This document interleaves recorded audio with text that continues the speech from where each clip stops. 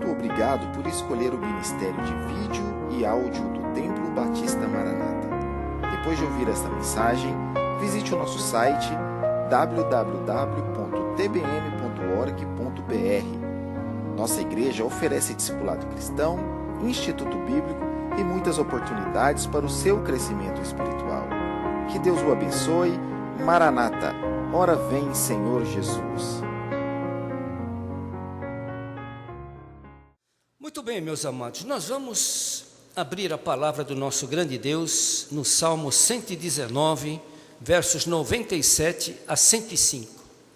Salmo 119, o versos 97 ao 105.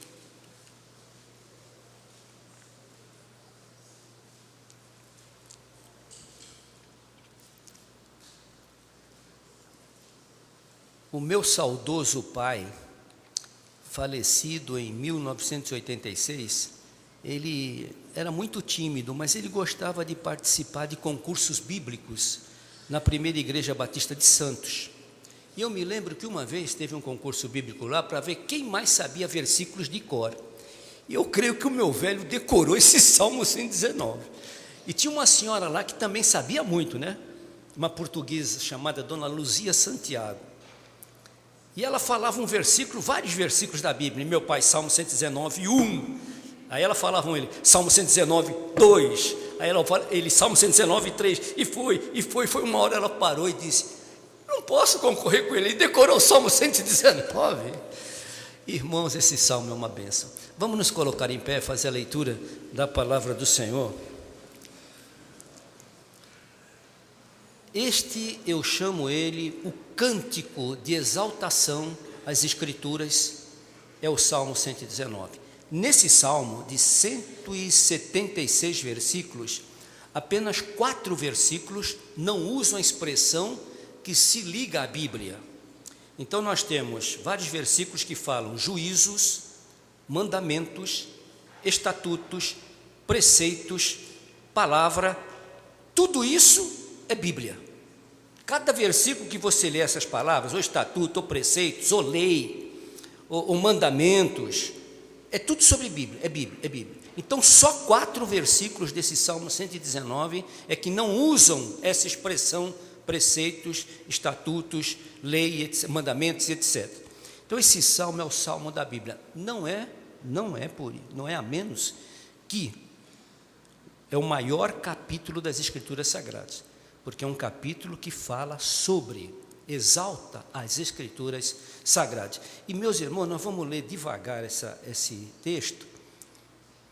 Se alguém dissesse, pastor, o senhor vai ler o Salmo? Não vou ler inteiro. Vamos no 97 até o verso 105. Veja que coisa maravilhosa. Pensando na palavra, pensando na grandeza do que ela faz na vida do crente. Salmo 119, os versos 97 a 95. Ó, quanto amo a tua lei. Você pode aí tranquilamente, respeitosamente ler. Ó, quanto amo a Bíblia. Ó, quanto amo a Bíblia. É a minha meditação em todo o dia. É a minha meditação em todo o dia. Tu, pelos teus mandamentos, quer dizer, tu, pela Bíblia, me fazes mais sábio do que os meus inimigos, pois estão sempre comigo. Só que o crente está acima, por causa da Bíblia. Tenho mais entendimento do que, olha que coisa linda, eu tenho mais entendimento do que todos os meus mestres. Sabia disso? Todos os teus professores que estão acima de você, você tem mais entendimento do que eles. Se eles não forem crentes, você tem mais entendimento do que eles. Está escrito aqui, ó. Tenho mais entendimento do que todos os meus mestres. Por quê? Porque a Bíblia, a tua palavra, é a minha meditação. Entendo mais do que os antigos, porque eu guardo a Bíblia, os teus preceitos. Desviei os meus pés de todo o caminho mau, para guardar a Bíblia, a tua palavra. Não me apartei da Bíblia, dos teus juízos, pois tu me ensinaste, ó, quão doces são as tuas palavras, a Bíblia, ao meu paladar, mais doces do que o mel à minha boca. E pelos teus mandamentos, quer dizer, pela tua palavra, eu alcancei entendimento. Por isso odeio todo falso caminho. Lâmpada para os meus pés é a Bíblia, e luz para o meu caminho. Que Deus aplique a leitura da sua santa palavra aos nossos corações. Podem sentar, meus amados.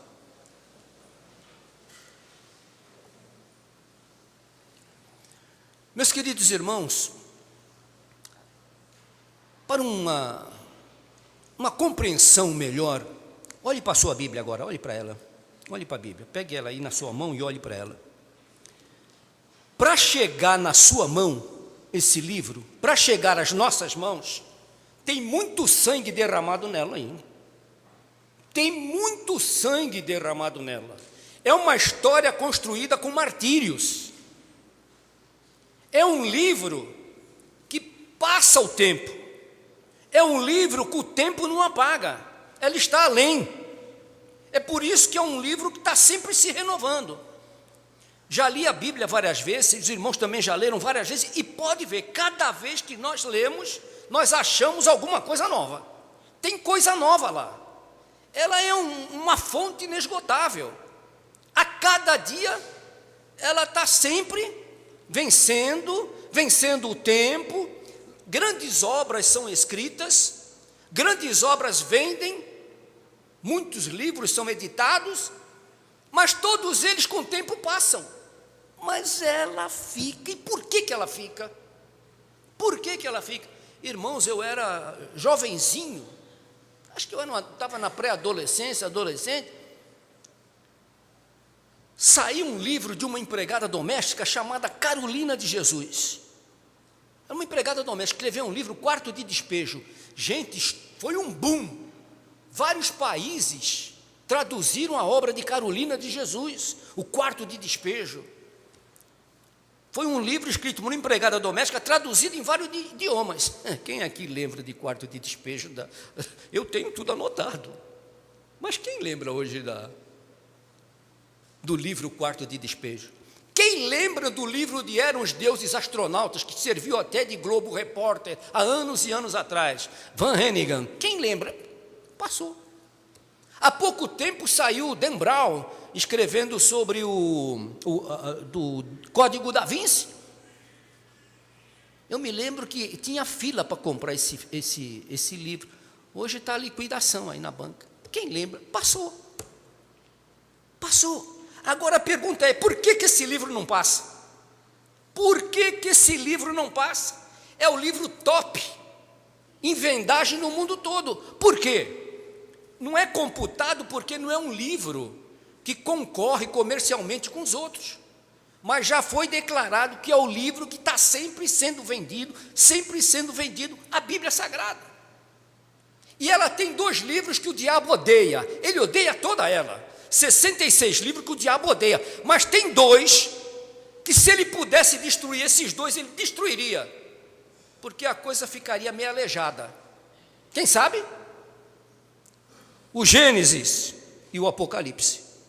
Porque o Gênesis é a origem e o Apocalipse é a revelação do fim. Então, já pensou a Bíblia começar em Êxodo? Ficaria meio difícil.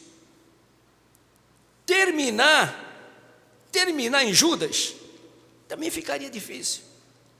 Então, queridos, dentro dessa introdução, a Bíblia tem vencido o tempo, ela tem vencido as perseguições, ela não pode ser mudada, ela não pode ser calada, ela não pode ser destruída, porque Jesus falou uma coisinha a respeito dela.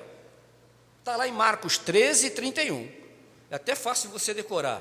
13, 31 ao contrário. 13 é 31 ao contrário, e 31 ao contrário é 13. Então, Marcos 13, 31. Leia lá. Os céus e a terra passarão, mas a minha palavra não passará. Entendeu? Não passará. E tem coisas maravilhosas, histórias da Bíblia, lindas, lindas, lindas. Só para, bem pequenininha, só para resumir, entrar aqui nesses pontinhos. François-Marie Voltaire, um dos grandes ilustrados do iluminismo lá na França, a época dos grandes ilustrados. E esse filósofo, poeta francês, ele determinou no coração dele tirar a Bíblia de circulação da França. Levantou-se uma perseguição, Voltaire conseguiu arregimentar um grupo, uma multidão de seguidores para destruir a Bíblia. Então foi decretada uma ordem, comandada por esse homem chamado Voltaire, para recolher as Bíblias e fazer uma queimação em praça pública. E foram recolhidos vários exemplares da Bíblia. E ele gritava, enquanto eles iam pondo fogo nas escrituras, na praça pública, ele gritava: acabou o cristianismo na França. Está decretada a morte das escrituras. Oh.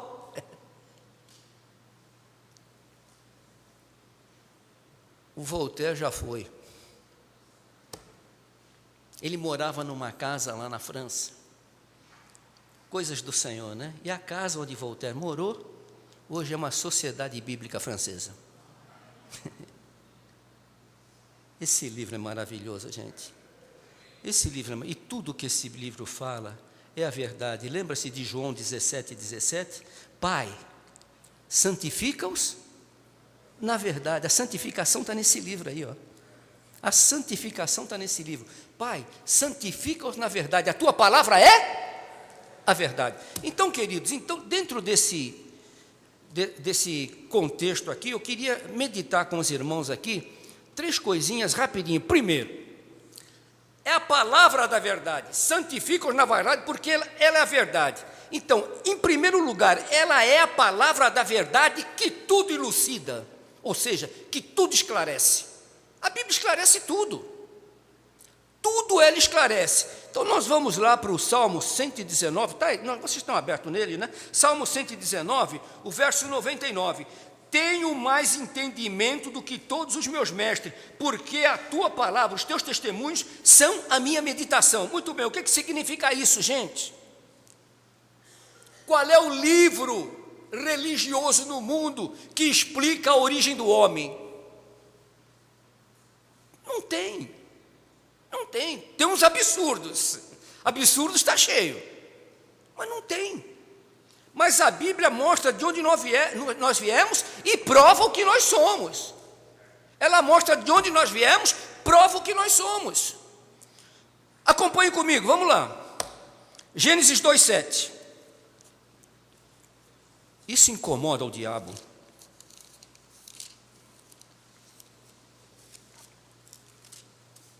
Gênesis 2:7.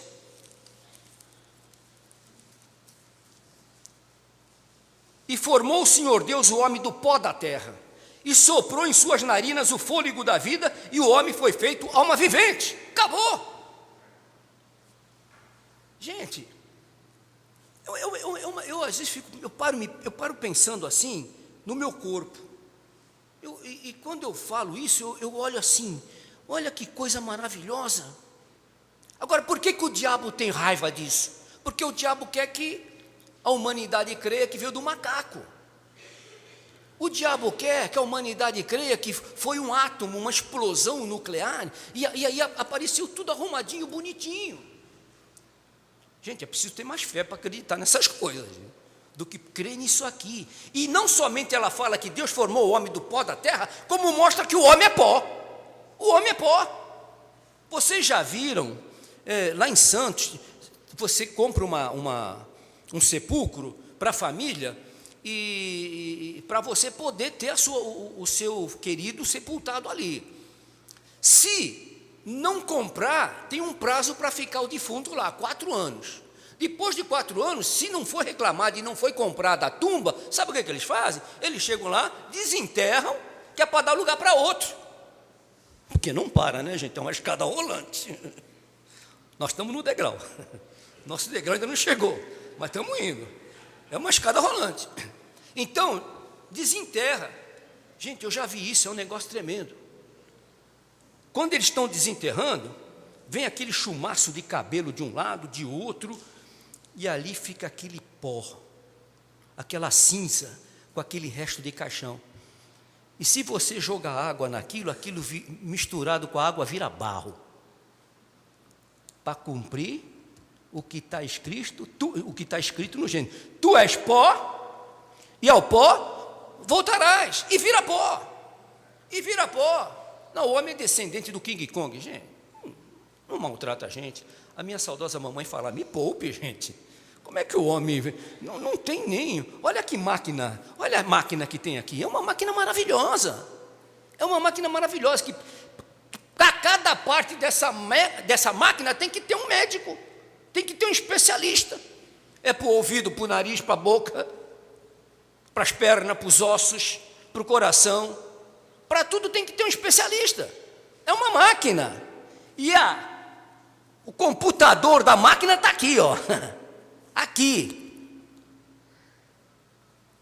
Então, queridos, é uma coisa maravilhosa. Ela é a verdade, porque ela elucida de onde nós viemos. Nós viemos do pó, mas ela também determinou com a queda do homem, lá em Gênesis 3,19, Gênesis 3,19, foi dada a queda do homem. Diz assim: do suor do teu rosto comerás o teu pão até que tu te tornes para a terra, vai morrer. Porque dela tu foste tomado, porquanto tu és pó, e ao pó tornarás, certamente morrerás. Olha, a tecnologia está de ponta, gente. Nós estamos numa tecnologia de ponta, precisamos admitir, não é? A cada meses sai um negócio mais novo, e você tem um negocinho aqui. Eu acho esse GPS maravilhoso. Eu não sei como, mas vira à direita, vira à esquerda, segue em frente, volta para trás. É um negócio maravilhoso. Dá vontade de discutir com a mulher que está falando às vezes, mas ela está certa, vira para cá, vira para lá e tal, né? Então, olha onde chegou a cabeça do homem. Onde chegou a cabeça do homem? Transplante, tira o teu coração, pega uma máquina, põe aqui, aí eles pegam o teu coração, ficam fazendo tudo que tem que fazer no teu coração, e a máquina está lá, bum, bum, bum. Daqui a pouco tira a máquina, pega o coração, põe de volta. Gente, olha para onde foi o homem. Você com esse celular aí, é o mundo todo que entra aí. O mundo todo está aí. Você, através desse aparelhinho, você está ligado no mundo todo. Agora, só uma coisa que não pode ser feita, porque não tem jeito. Tu és pó, e ao pó voltarás, certamente morrerás. O homem não é capaz de deter a morte. O homem não evita a velhice. Às vezes a gente passa um negócio no cabelo para ficar mais escurinho, né? As mulheres que entendem dessas coisas, cabelo de mulher custa para ficar branco, mas elas puxam uns negocinhos aqui, passam uns negocinhos, mas não tem jeito, gente. Tem umas que fazem plástica, estica daqui, estica de lá, né? Mas vai ter jeito, o tempo vai passando. O que o apóstolo Paulo falou? E aqui é que está o segredo da jovialidade dos crentes. Ainda que esse homem exterior se corrompa, o homem interior se renova. É uma bênção. É isso que a Bíblia mostra, é isso que a Bíblia ensina. E Paulo disse: a cada dia eu morro. Então nós estamos morrendo a cada dia. Por que o homem não inventa, não cria algo para deter a morte? Não pode, porque é uma sentença divina.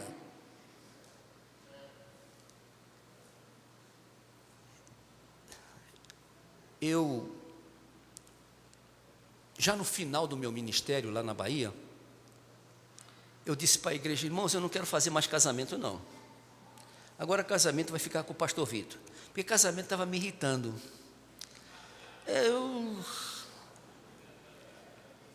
Vinha a noiva, não podia entrar porque um padrinho estava atrasado, não sei quem não tinha chegado, a daminha, mas a daminha não tem culpa, é os pais da daminha. Aí faz aquela procissão, entra 10 casais de padrinho. Eu ficava lá, minhas pernas balançavam atrás do púlpito. Eu falei: pastor Vitor, você agora cuida disso, eu não quero saber mais fazer casamento. Quero fazer enterro, porque o defunto não atrasa e sai na hora. Não atrasa e sai na hora. Você só canta ao céu e prega ao céu. Mas casamento não, por favor, chega de casamento. Mas, irmãos, ela mostra isso. Tu és pó, ao pó voltarás. Aí eu estou lá fazendo o sepultamento, se eu olho, né, me lembro da pessoa que partiu, poxa, quando era jovem, aquela dinamicidade, aquilo tudo, ali está um negócio frio parado. Aí eu me lembro, tu és pó, e ao pó voltarás. Gente, é preciso ver Deus nessas coisas. Tudo que revela inteligência tem um autor que fez por trás. Esses bancos não saíram do nada, não, alguém fez. O seu relógio, tudo que está aqui, ó, tudo aqui teve gente que fez. Nada apareceu do nada aqui. Mas a Bíblia diz que esse Deus que nós amamos é tão poderoso que do nada, Ele chamou tudo o quê? A existência, a vida. Do nada Ele chamou tudo a vida. Por isso é que Ele disse para Moisés, eu sou o que sou. Moisés não entendeu na hora, assim, mas é isso que eu tenho que falar, você vai dizer, eu sou, me mandou e acabou. Porque não adianta saber quem é Deus. Deus é e sempre será Deus. É isso que ele disse para Moisés, olha, eu sou o que sou e sempre serei. Então, queridos irmãos, a Bíblia revela, elucida essa verdade. Nascemos e vamos morrer. E também, para terminar esse primeiro ponto, ela anuncia o antídoto daquilo que foi o estrago. Muita gente às vezes questiona assim, mas por que o Adão caiu? Por que a Eva caiu? Por que Deus fez isso? Por que Deus criou o homem? Se ele ia saber que ia cair? E por que isso? Gente, a melhor coisa é pensar na solução que ele deu para o problema. É isso que nós temos que pensar. E essa solução está lá em Gênesis 3,15, que é o chamado proto-evangelho. Diz assim, e porém inimizade entre ti e a mulher, falando sobre a serpente, e entre a tua semente e a sua semente, a semente do cão, está lá em João 8, cão é uma linguagem baiana, viu? O cão é o diabo, que o baiano fala muito no cão, né? O cão é o cão. Então, porém, inimizade entre ti e a mulher, entre a tua semente. Quem é a semente do diabo? João 8,44. João 8,44. O diabo é aquele que vós sois filhos do diabo, não é o que Jesus falou? Vocês são filhos, porque o diabo mente desde o princípio. E a sua semente, e a tua semente, entre a tua semente e a sua semente. A semente de Jesus somos nós. A semente de Jesus somos nós. Esta te ferirá a cabeça, e tu lhe ferirás o calcanhar. Aí está o antídoto que Deus mandou, já apontando para o seu filho lá no Calvário. Foi picado, sim. Foi picado para aquele tormento na cruz, mas esmagou o diabo, porque tudo o diabo fez para que Cristo não subisse naquela cruz, ele fez tudo. Tudo isso te darei, se prostrado me adorares, te darei tudo, não precisa morrer na cruz, tudo é teu, só me adora, e tudo é teu. Mas Jesus Cristo subiu na cruz e derrotou a morte, através da sua crucificação e da sua ressurreição. Então o antídoto está aí, João, em Gênesis capítulo 3,15, que depois veio se completar no nascimento de nosso Senhor Jesus Cristo. Então o anúncio de vitória, o reparo do estrago que o homem fez com o pecado, então veio o anúncio da vitória sobre a morte, que está lá em Lucas capítulo 24, versículos de 1 a 6, e tendo naqueles dias, 3 dias depois, Jesus Cristo o quê? Ressuscitou. Então estava ali o anúncio da morte da morte. A morte da morte aconteceu na morte de Cristo e na sua ressurreição. Então, queridos, em primeiro lugar, a palavra é a verdade e a verdade que elucida. Você está vivo? Você está me vendo? Você está me escutando? Eu estou falando? Isso é a vida. Isso é o sopro que Deus colocou em você. Esse sopro poderoso que te deu vida. Aquele jornalista, eu gostava até dele como jornalista. Eu vi o jornal da Bandeirantes, o Ricardo Boechat, mas uma vez eu ouvi ele falar isso. Ele disse, essa história de Deus que criou o homem do pó da terra, 2 bonequinhos de terra, não dá para aceitar isso. Aí eu fico perguntando, qual é a teoria dele sobre a vinda do homem? E depois morreu do jeito que morreu. E era ateu declarado, né? Ateu declarado. Irmãos, a tua palavra me dá mais inteligência. Vê o verso 130 do Salmo 119, dá uma olhadinha lá, no verso 130 do Salmo. A entrada da tua palavra na nossa vida é isso que faz a diferença, quando a Bíblia é vivenciada pelo crente. No Salmo 119, veja o versículo 130, que coisa linda. Olha o que diz aí. A entrada das tuas palavras dá luz, dá entendimento aos simples. Por isso é que Jesus falou, lá em Mateus capítulo 11, Pai, graças eu te dou, porque as grandes coisas tu não revelaste para os grandes deste mundo, não. Foi revelado aqui, aos pequeninos. Qualquer irmão nosso, simplesinho que seja, simplesinho. Eu tenho gente na minha igreja ainda tem senhoras lá que assina com o dedão, assim, digital. Nunca estudou, não sabe nem assinar o nome. É mais sábia do que qualquer sábio desse mundo aí, porque ela tem a sabedoria da palavra. Ela entrou, ela aceitou no coração dela aquele que é a verdadeira sapiência de Deus. Então, queridos irmãos, a palavra da verdade que esclarece e elucida a nossa origem. Segundo lugar, a palavra da verdade que cumpre o curso profético, prossegue numa linha profética. Aqui, dá para ir muito longe, mas eu vou resumir. Isso aqui tem muito assunto e amanhã eu vou falar mais um pouco sobre isso. Vamos ver aqui no Salmo 119, no verso 100. Salmo 119, verso 100. Eu entendo mais do que os antigos, porque eu guardo os teus preceitos. Porque eu guardo a Bíblia no meu coração. O que o salmista aí no Salmo 119 disse? Moços, tem moços aqui, cadê os moços, rapazes, moças que estão me vendo e me ouvindo? Como poderá o jovem permanecer puro no seu caminho? Como? Se não for isso, gente, já era. Como o jovem poderá conservar puro o seu caminho? Obedecendo conforme a palavra. E aí esse é o verso 9. Aí pula para o verso 11 e diz assim: escondi a tua palavra aonde? No meu coração, para não pecar contra ti. Se qualquer moço, qualquer moça crente for para o Japão,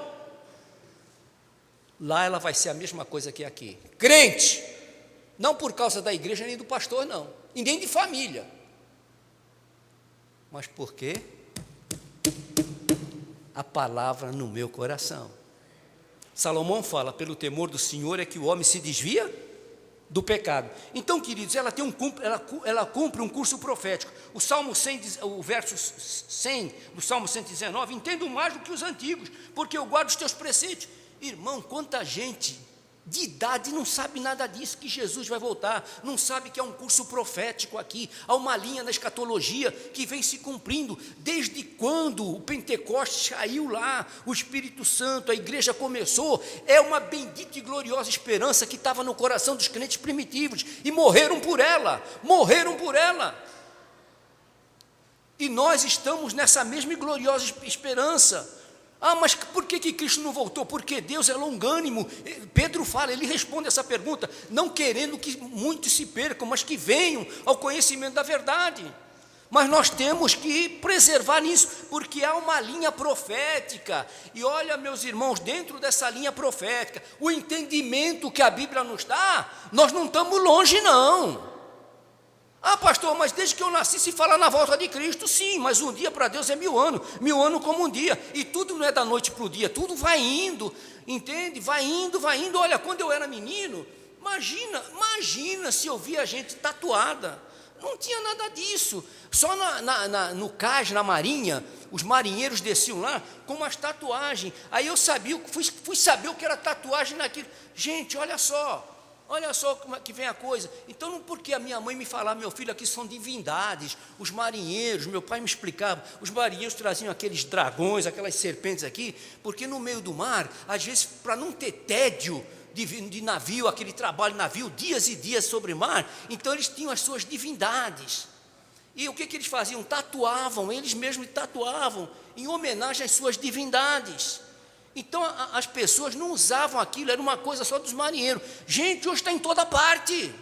Está em toda parte. Mas, pastor, onde o senhor quer chegar com isso? Eu quero chegar ao seguinte, que quando Satanás, através do anticristo, for marcar as pessoas, vai estar todo mundo preparado para isso. Então começou com o modismo, as celebridades começaram a fazer isso, a celebridade da mídia, as celebridades do esportes, essas celebridades da inutilidade começaram a fazer isso, começaram a se marcar, virou moda, as novelas vieram, tomaram conta. Eu sei que aqui ninguém vê novela, só fecha os parentes, não é? Mas aqui, então começou, e aí veio as novelas, e marca aqui, e vem com uma tatuagem, olha, em homenagem à atriz falando, uma gente tão vazia, uma atriz falando lá num café, o café daquela galegona lá da Globo, Ana Maria, Ana Maria, tomando café com a Ana Maria, o meu namorado escreveu meu nome no braço dele, e você já fez uma tatuagem por seu amor? Você já fez? Gente, uns papos tão vazios, conversa, né? Umas conversas tão vazias, tão oca, por isso que o meu saudoso pastor Isaltino dizia, nossa, tudo celebridade no inútil. Eu não falei ontem daquele craque de futebol lá da minha cidade? Ele pôs aquela fitinha aqui, Jesus, depois queria dar um murro na cara do torcedor que xingou ele. Nessa hora, meu filho, a fitinha não passou da cabeça, não desceu para cá não, ficou na cabeça. A Bíblia revela um cumprimento profético. Onde começou isso, pastor? Primeira Guerra Mundial. Ali começou tudo, começou o princípio das dores, aí veio a Segunda Guerra Mundial, já na Segunda Guerra Mundial, qual era o ideal da Segunda Guerra Mundial?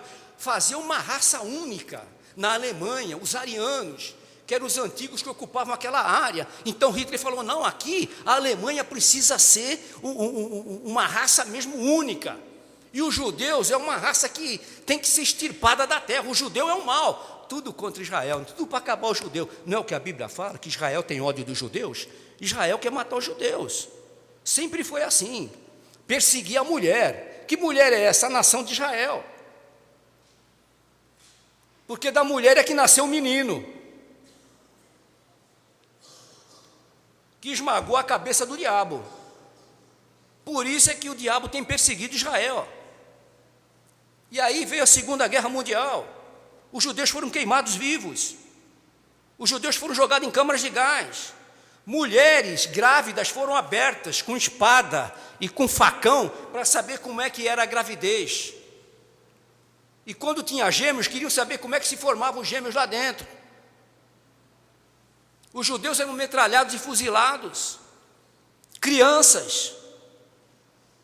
Um poeta naquela época escreveu, estamos terminados, morreu a nossa esperança, nunca mais em Jerusalém nós teremos os nossos sonhos realizados, nunca mais nossas crianças nem nossos velhos vão brincar em Jerusalém, nas praças de Jerusalém. Está escrito isso aí. Esse poeta que escreveu isso, Isaac Katznelson, ele foi da Segunda Guerra Mundial, foi prisioneiro de Hitler. Agora eu chamo você para ver o cumprimento profético. Então, Primeira Guerra, Segunda Guerra Mundial, chegou a Segunda Guerra, extirpar o judeu. Abra só lá em Isaías 42.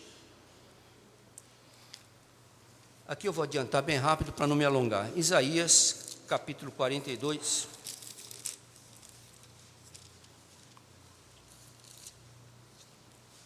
Versos 22 a 25. Isso daí é a profecia do nazismo. Isso aí é a profecia do nazismo. Mas este é um povo roubado e saqueado. Foi o que Hitler fez, roubou e saqueou Israel. Os dentes de ouro dos judeus eram arrancados, tiraram as posses dos judeus, sabotaram, saquearam os judeus, todo o dinheiro judeu foi apreendido pelo governo nazista, os judeus ficaram sem nada. Mas este é um povo roubado e saqueado. Todos estão enlaçados em cavernas, guetos, os guetos. Escondidos em cárceres, guetos. São postos por preso e ninguém há que os livre. A Europa ficou quietinha. O mundo silenciou. Como que consentindo o que Hitler estava fazendo. O governo brasileiro estava quietinho. O Papa fingia que não via. Aliás, não vê até hoje. São cegos. São cegos. Papa não salva ninguém, Dalai Lama não salva ninguém, pastor não salva ninguém. É Cristo. É Cristo. O chefe da igreja é Cristo. Deus não divide a glória dele com ninguém. Os cárceres são postos por preso e ninguém há que os livre.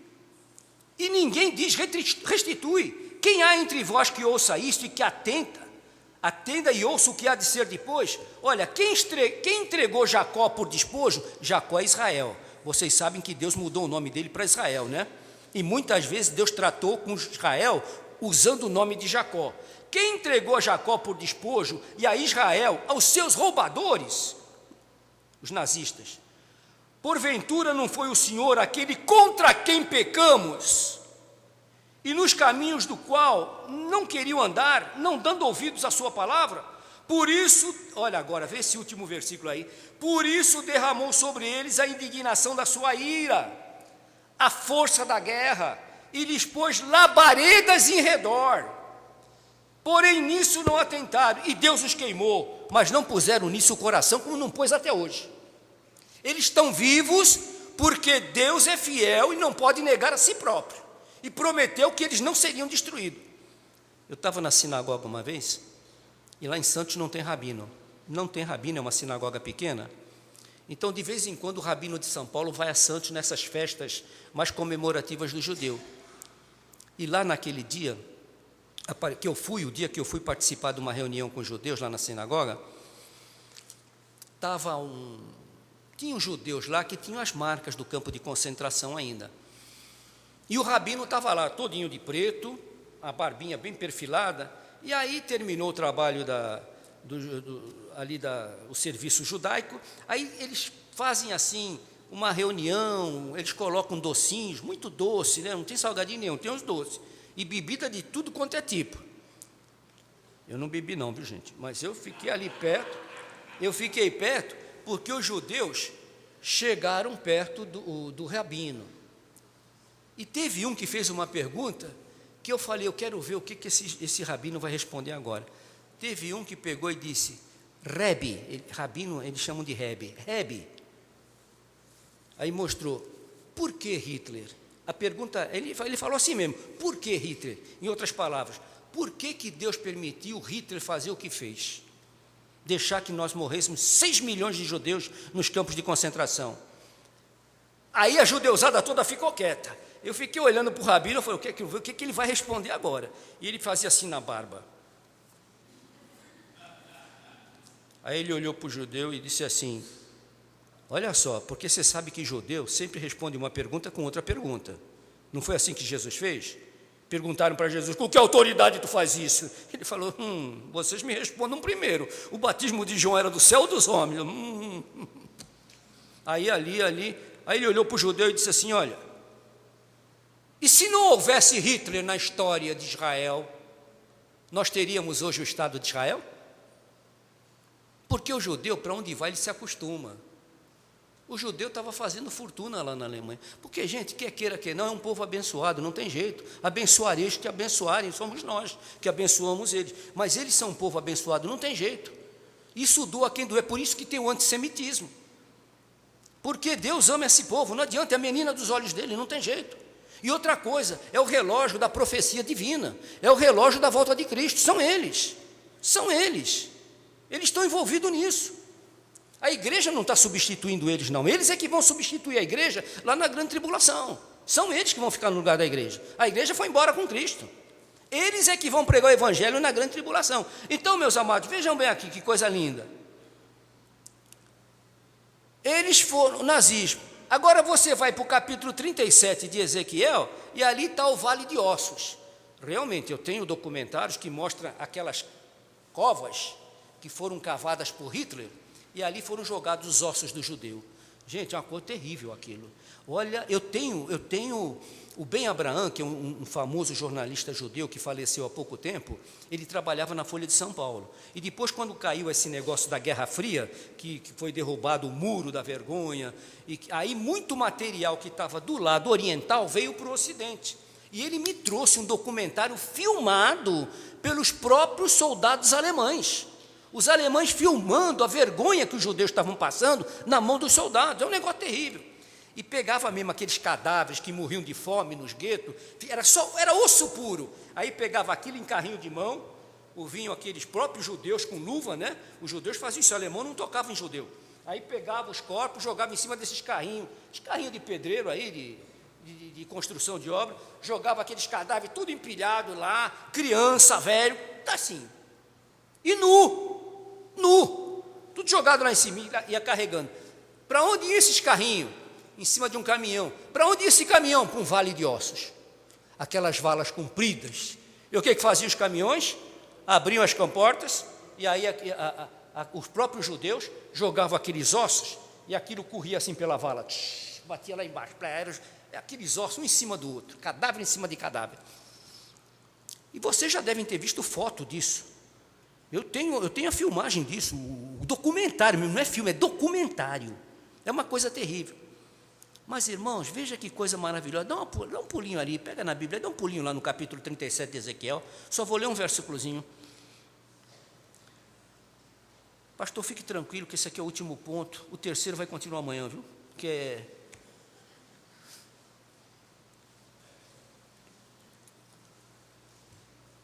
Ezequiel, capítulo 37.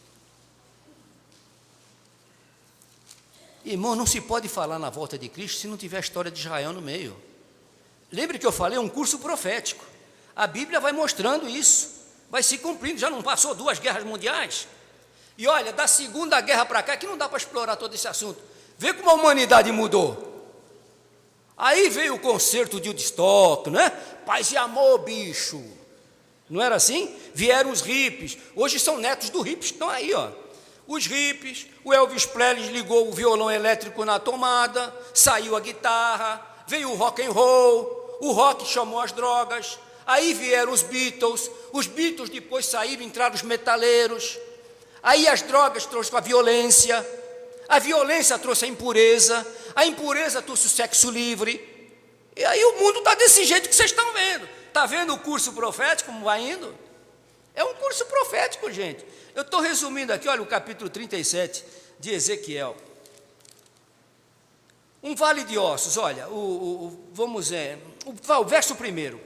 Veio sobre mim a mão do Senhor e ele me fez sair no Espírito do Senhor. A visão aí é espiritual. No Espírito do Senhor. E me pôs no meio de um vale que estava cheio de quê? De ossos. Aí o Senhor me fez passar em volta deles, e eis que eram muito numerosos sobre a face do vale, e estavam, olha só, olha o que a câmara de gás faz, sequíssimos,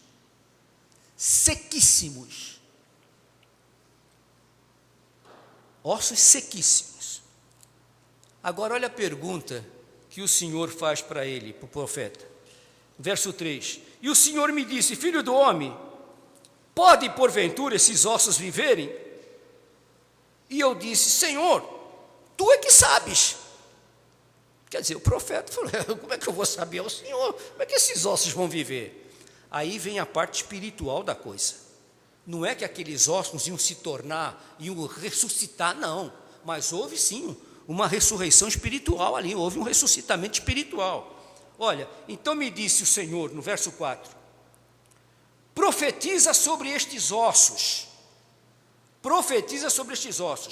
ossos secos, ouvi a palavra do Senhor, assim diz o Senhor Deus a estes ossos, eis que farei entrar em vós o Espírito, e vivereis, e porei nervos sobre vós, e farei crescer carne sobre vós, e sobre vós estenderei pele, e porei em vós o Espírito, vivereis, e sabereis que eu sou o Senhor. Então eu profetizei, como o Senhor me deu ordem, e houve um ruído enquanto eu profetizava, e eis que se fez um rebuliço, e os ossos se achegaram, cada osso ao seu osso. E aqui diz, vamos pular para o verso 11 agora para ficar mais rapidinho. Então me disse, filho do homem, olha aí, presta atenção. Filho do homem, olha esse vale de ossos que eu falei para você. Filho do homem, esses ossos são toda a casa de quem? Entenderam agora? Esses ossos são toda a casa de Israel. Eis que eles dizem, os nossos ossos se secaram e morreu a nossa esperança e nós estamos cortados. Portanto, dize-lhes, assim diz o Senhor, eis que eu abrirei os vossos sepulcros e farei subir das vossas sepulturas, ó povo meu, e vos levarei à terra de Israel. Gente, terminou a guerra em 1945. 3 anos depois, Israel estava sendo organizado como uma nação. Os judeus voltaram de todas as partes do mundo, estão lá até hoje. Aquela dispersão acabou, 2000 anos sem pátria, desde que o templo foi destruído. Voltaram, estão lá hoje. E por incrível, não é? Só coisa de Deus mesmo. Israel hoje é o maior exportador de produtos cítricos para toda a Europa. E para a Alemanha especialmente, é o maior exportador de flores. O maior exportador de flores para a Alemanha é Israel. É por isso que, certa vez, um primeiro-ministro perguntou para um dos seus secretários, lá na Rússia, acho que ainda era na época do czarismo, e perguntou para ele, o primeiro-ministro, que prova você me dá que Deus existe? Imediatamente ele falou, o povo judeu, ninguém consegue acabar com eles. Por quê? Porque Deus disse, vou colocá-los na sua terra e ninguém mais vai tirá-los de lá, ninguém. 180 milhões de árabes contra 8 milhões de judeus e não conseguem nada. Voltaram. E finalmente, meus queridos irmãos, quando eles voltaram, o deserto floresceu. Aí volta agora para o Ezequiel 36, e aí vem o último ponto dessa mensagem que vai continuar amanhã, sabe por quê? Porque amanhã eu quero falar os sinais da volta de Cristo. O último ponto é a palavra da verdade que revela o final dos tempos. Isso amanhã eu vou pregar sobre isso. Mas a última coisa é o seguinte, veja aí, 36, versos de 34 a 36, Ezequiel 36, 34. A terra assolada será lavrada em lugar de estar assolada aos olhos de todos os que passavam. E dirão, esta terra assolada ficou como o jardim do Éden, as cidades solitárias e assoladas, destruídas, estão fortalecidas e habitadas. Eles plantarão e colherão seu fruto. Gente, quando eu passei por lá, aquilo lá, eles estavam me explicando, e é mesmo, eu tenho as fotos de lá, as fotos da história, mostrando que aquilo lá era um pântano, era lago de malária, era malária e areia do deserto. Os judeus não pegaram aquilo lá tudo bonitinho, arrumado, não. Os árabes venderam muita terra para os judeus e outros estão querendo conquistar na marra de volta o que eles venderam. E tem muita gente lá sendo usada, esses povos árabes, com muito dinheiro que o mundo está dando para sustentar a guerra deles, e o petróleo. Mas Deus disse que ia transformar essa terra num jardim do Éden. É o que está no último versículo aí. Então eu fui lá em 1996, já tem, quando eu fiz o quê? 50 anos. Eu fui lá. 50 anos. Eu fui lá. Cada fruta, tudo verde, tudo florido, árvores. Sabe por quê? Porque Deus disse que aquela terra seria transformada num jardim do Éden. Meus irmãos, é uma coisa maravilhosa. E aí eles voltaram. E quando eles voltaram, os que podiam, principalmente da Europa, dos Estados Unidos, fretaram aviões. fretaram aviões.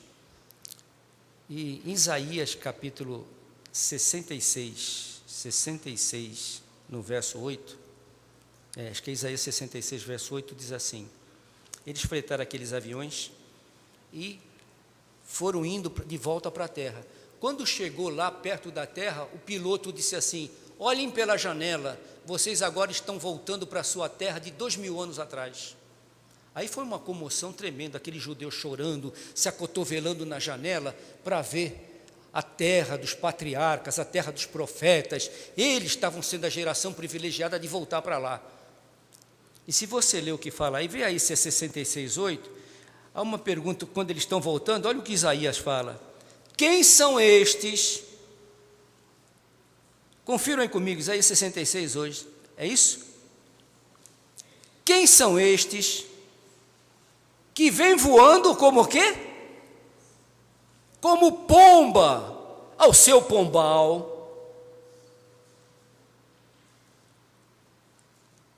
Para pensar, gente. Olha o profeta falando de um povo que ia voltar para o pombal. Vocês não querem que o profeta, 700 anos antes de Jesus nascer, falasse: quem são esses que vêm de avião? Sim, são esses que pegaram avião e estão voltando para Israel. Não. Agora olhe para o bico do avião. Olha para o bico de qualquer aeronave. Olha o que o profeta diz: quem são estes que vêm voando como pomba? Era a palavra que tinha que ser usada. Porque você olha para o bico do avião, é um bico de pomba. É direitinho, parece um bico de pomba. Quem são estes que vêm voando como pomba ao seu pombal? E aí chegaram, desceram do avião, a primeira leva de judeus, foi uma coisa maravilhosa. E um velhinho desceu com o passaporte na mão, beijou o chão, levantava o passaporte e dizia: graças te dou, Deus de Abraão, Deus de Isaac, Deus de Jacó, porque nunca mais eu serei um exilado, agora eu tenho o meu lar, a terra de Israel. Queridos irmãos, Jesus Cristo está voltando. Sabe por quê? Esse livro é a verdade.